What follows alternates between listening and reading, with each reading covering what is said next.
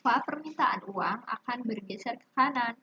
Ini soalnya adalah tentang money demand. Kita sebelumnya gambarin dulu nih tentang grafik money demand. Gimana sih? Di suku Y kita punya interest ataupun suku bunga, dan di suku X-nya kita punya kuantitas dari money demand-nya. Terus bentuk kurvanya gimana? Nah, bentuk kurvanya kayak gini. Nah, kenapa dia nggak cuma downward sloping kayak kuantitas demand biasa? Karena gini, kita ibaratinnya.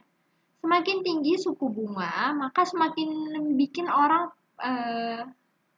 minjem duitnya dikit. Misalkan suku bunganya 30%, pasti yang minjem tuh dikit. Lalu misalnya suku bunga itu berturun sampai 5% misalnya, maka lebih banyak lagi.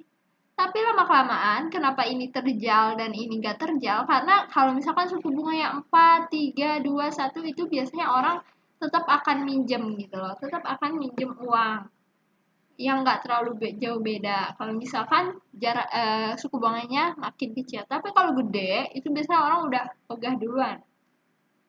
Lalu apa sih yang bikin ini bergeser ke kanan? Artinya meningkat ya suku bunganya. Yang bikin suku bunganya meningkat kuantitas uang yang dimintanya ketika terjadi penurunan pendapatan. Ini tidak ada hubungannya dengan money demand. Gitu ya. Justru bukan yang nggak ada hubungannya, justru dia akan menyebabkan bergeser ke kiri karena ketika orang turun pendapatan biasanya orang mengurangi konsumsi ya.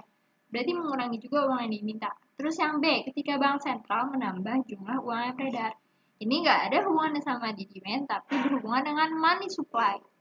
Ayo, ada lagi, ini demand ini supply. Maksudnya ketika bank sentral menambah jumlah uang beredar, pastinya penawaran uang yang ada di masyarakat makin banyak. Penurunan tingkat suku bunga. Akan suku bunganya dari 20% turun ke 5%. Apa yang terjadi? Orang akan menambah kuantitas permintaan uang. Tapi kurvanya nggak bergeser. Dia hanya akan movement along the curve. Jadi dia hanya akan bergeser sepanjang kurva dari yang aku titikin tadi ya, dari sini ke sini.